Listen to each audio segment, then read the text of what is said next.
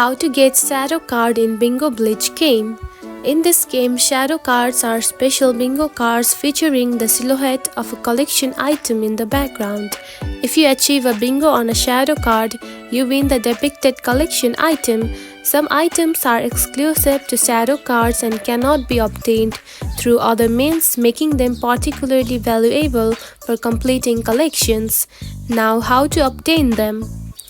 You can obtain the shadow card by playing multiple cards.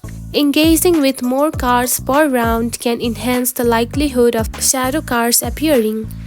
Next is focus on higher level cities.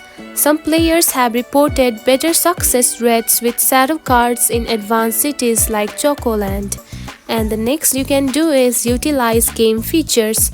Look out for red tabs or indicators next to your bingo cards, as these may signify the presence of a shadow card. By actively engaging in gameplay, focusing on higher level cities, and collaborating with teammates, you can enhance your chances of obtaining shadow cards and completing valuable collections in Bingo Blitz game. And that's it. This is how you can get the shadow card in Bingo Blitz. If you found this video helpful, don't forget to like and subscribe for more tips. Thanks for watching.